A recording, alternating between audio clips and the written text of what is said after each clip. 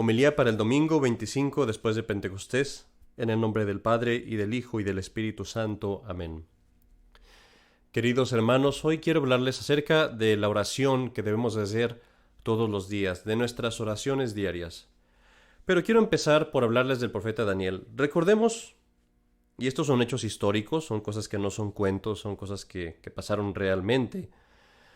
Recordemos que hace 3000 años los judíos en un gran número apostataron, cometieron idolatría, y en castigo de eso Dios permitió que el pueblo babilonio, un pueblo pagano, destruyera la ciudad de Jerusalén, matara a muchos judíos, y el resto de los que quedaron, que fueran deportados a los pueblos paganos, muchos de ellos fueron deportados a Babilonia. En este grupo de los deportados iban 4 jóvenes, uno de los cuales era el profeta Daniel, en aquel entonces un pequeño muchacho. Ahora era la costumbre entre los babilonios, era su costumbre tratar de asimilar a los otros pueblos a ellos mismos. Y entonces el rey de los babilonios pidió que se escogieran entre los deportados a jóvenes que fueran buenos, que fueran inteligentes, que fueran personas dignas, para que formaran parte de su corte. Ahora, de los judíos fueron escogidos precisamente Daniel y estos 4 jóvenes, o estos 3 jóvenes de los que hablábamos. Daniel, sin embargo, por sus talentos, por ser un hombre muy inteligente, muy moral, muy pronto empezó a subir en la escala de la influencia, podríamos decir, y acabó por ser la segunda mano del rey, acabó por ser una persona muy cercana al rey. Esto obviamente trajo consecuencias. Empezó a sufrir de envidias, empezó a sufrir las intrigas de la corte, y muy pronto pues sus enemigos buscaron una forma de destruirlo. Sin embargo, porque Daniel era un hombre moral, era un hombre recto, era un hombre que guardaba la castidad, que no aceptaba ninguna clase de sobornos, sus enemigos sabían muy bien que no podían encontrar ninguna forma de acabar con él si no era a través de su fe y de su religión. Y en esto Daniel, en su pureza y limpieza, era una imagen de nuestro Señor Jesucristo. Estos hombres, pues, fueron con el rey y, adulando al rey, lo convencieron de que hiciera un edicto, que promulgara un edicto, en el cual se mandaba que nadie le pidiera nada, ni a Dios ni a hombre alguno, durante 30 días. En otras palabras, se prohibía cualquier caso de adoración o de acto de religión durante 30 días, y esto era con el fin de dar a entender pues que todos adoraban al rey de los babilonios, o sea que todos lo tomaban a él como a un dios.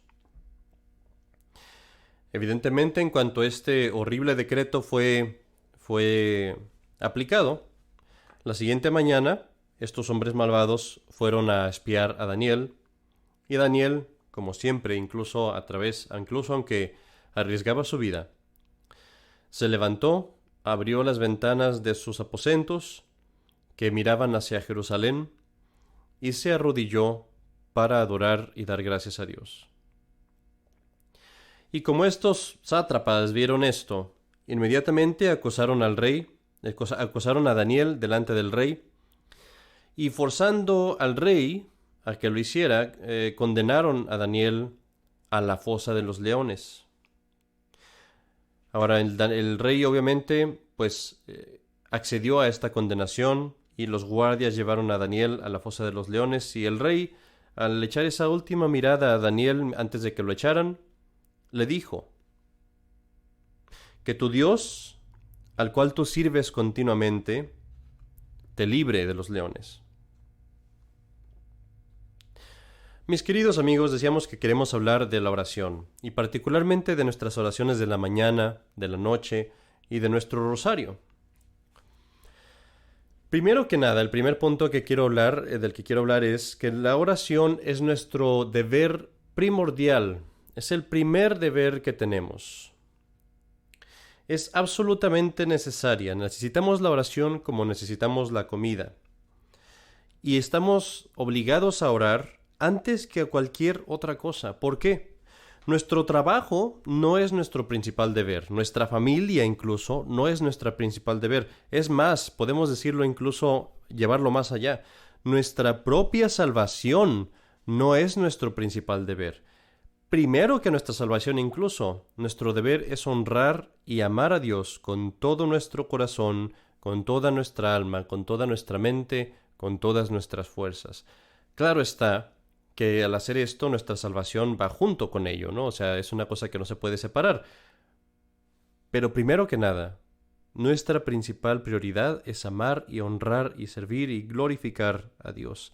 Y esto se hace sobre todo, principalmente, por la oración. Qué interesante es el considerar esto, porque si te fijas, muchas veces en tu vida la oración es algo secundario. Es algo que lo vas a hacer, si tengo tiempo voy a rezar, o lo voy a hacer cuando termine de hacer esto, cuando termine de hacer aquello. Muchas veces decimos, es que no tengo tiempo de rezar. Y no se ofenda a nadie, lo tengo que decir con su nombre, porque todos caemos en eso, pero qué estupidez tan grande.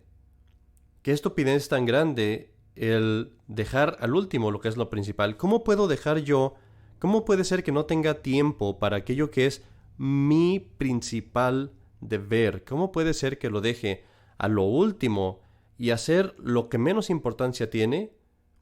Eso que es el mismo fin de mi creación, el glorificar a Dios. Y aquí vemos a Daniel con ese gran ejemplo que nos da. Porque a pesar de ser un hombre cualquiera como nosotros, vemos qué bien reguladas, qué bien tenía sus prioridades establecidas en su vida, porque él encontraba tiempo de rezar, a pesar de que era el segundo a cargo de un imperio enorme, a pesar de que era un hombre muy importante en el gobierno, quizás con muchísimas responsabilidades, y a pesar de eso la Sagrada Escritura nos dice que tenía tiempo de rezar 3 veces al día, y siempre a la misma hora, todos los días. De la misma manera, mis queridos amigos, debemos de tomar unos tiempos, ciertas horas al día, y apartarlas, dejárselas a Dios. En la mañana, un momento, en la noche también otro tiempo, y también durante el día algún tiempo para el rosario, para ocuparnos de eso que es lo más importante en nuestra vida, adorar a Dios, darle gracias a Dios, pedirle perdón por nuestros pecados, pedirle fuerzas para mejorar. Y esto es lo que nos lleva a nuestra siguiente consideración. Debemos ser regulares en nuestra oración, es decir, siempre hacerlo a la misma hora, tener un horario, por decirlo así. Leemos en la Escritura, como decía, que Daniel era como un relojito en sus oraciones, siempre regular. Y tan era esto así que sus enemigos sabían perfectamente bien a qué hora podían ir a espiarlo y verlo en su oración. Y nuestra falta en esto es la causa de que muchas veces no sigamos nuestros buenos propósitos, porque muchas veces decimos, voy a empezar a rezar y voy a rezar esto y voy a rezar aquello, y a la hora de la hora fallamos en eso. ¿Y por qué fallamos? Porque no tenemos un horario. Nos vamos a la cama a las 11 de la noche, a veces nos dormimos a medianoche. Un día nos levantamos a una hora, otro día nos levantamos a otra hora. Un día estamos luchando para salir de la cama porque hemos desperdiciado muchísimo tiempo la noche anterior viendo televisión, viendo Facebook, viendo YouTube, Dios sabe qué. ¿Qué nos sorprende entonces? Que en las mañanas nuestras oraciones de la mañana sean más bien bostezos de la mañana o quejas de la mañana más que oraciones. Vemos también esta falta de horario, de regularidad, en que en la noche y en la tarde no tenemos ningún horario, no tenemos nada establecido. Nos parece que después del trabajo y de la escuela ese tiempo es para desperdiciar. ¿Qué reglas podemos tener para evitar estas cosas? Voy a poner una regla, la primera que tenemos que hacer, y es muy simple y sencilla.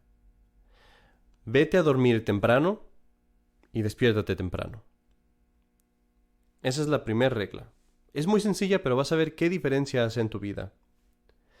La segunda, ponte una regla que después de cierta hora del día ya no haya pantallas en tu casa.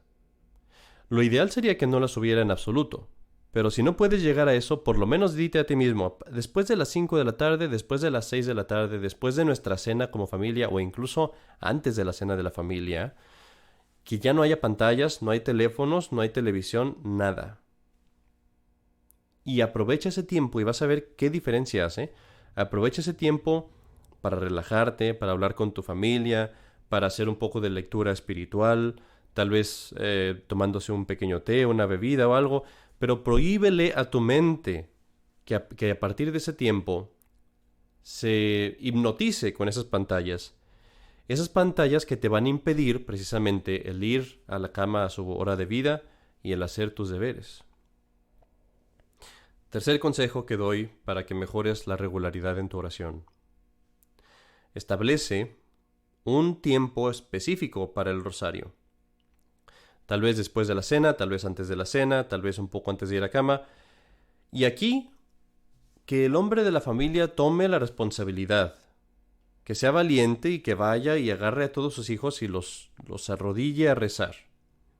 Que imponga esa disciplina. Que tenga la espina, principalmente la espina quiero decir de la espalda, o sea, que tenga el músculo, la fuerza, los pantalones de perseverar en esa labor. Este es un deber que los hombres deben de tener.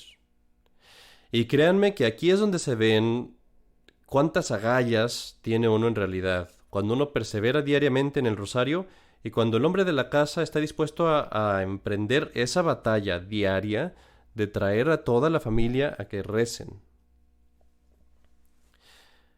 Finalmente, el cuarto consejo que doy. Establece las oraciones que quieres decir en la mañana, las oraciones que quieres decir en la noche, las oraciones que quieres decir en familia. Y esto puede ser incluso no oraciones vocales, pero a lo mejor quiero rezar por esta intención o estas intenciones.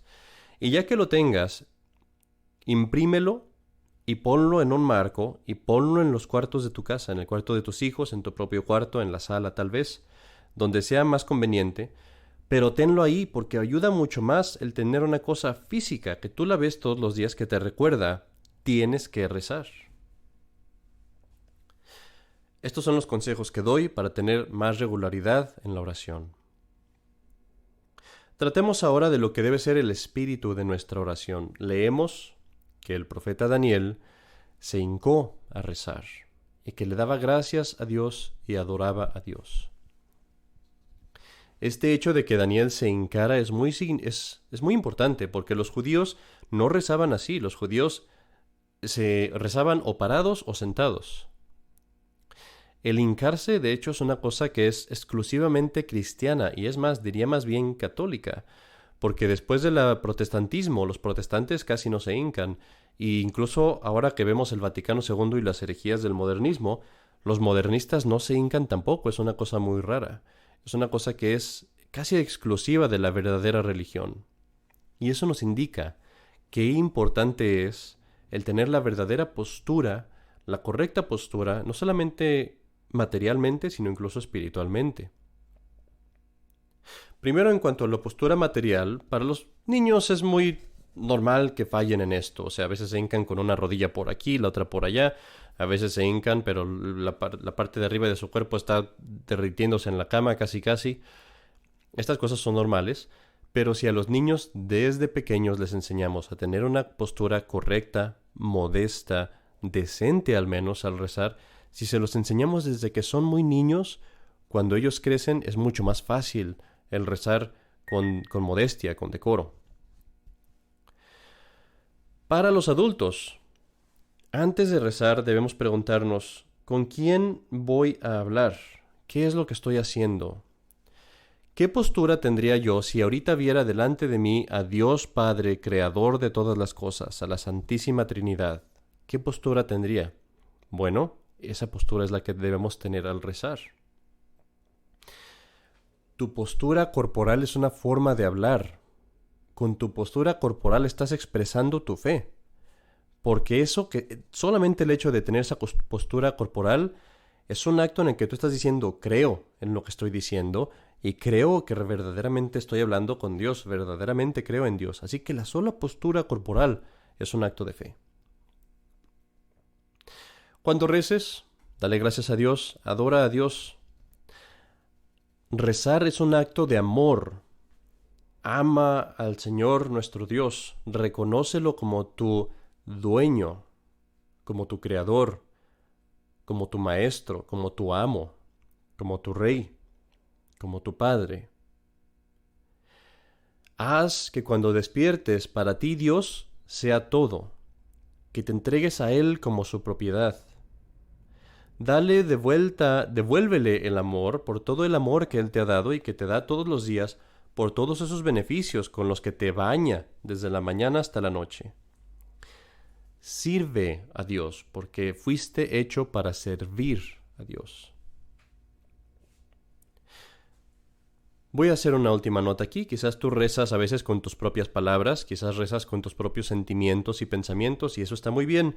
Pero si haces eso, primero, asegúrate de pasar siempre entonces un cierto tiempo en la oración. No caigas en rezar un día 5 minutos y otro día 30 segundos, sino que dite a ti mismo, voy a pasar cierto tiempo en oración. Y segundo, aunque hagas eso, no dejes de hacer oración vocal con tus hijos y con tu familia, porque es necesario que todos recen juntos y unidos. Es una oración colectiva que se debe hacer con tu familia. Tus hijos no tienen a lo mejor la mente de rezar de una forma muy espiritual y sin palabras. Por eso es necesario que empiecen primero por rezar con palabras. Voy a terminar con un último punto y es los resultados de la oración. Tú me podrás decir, Padre, esto es muy difícil, yo no puedo hacer tanto, no tengo que rezar todos los días, no puedo rezar todos los días. Bueno, veamos a Daniel.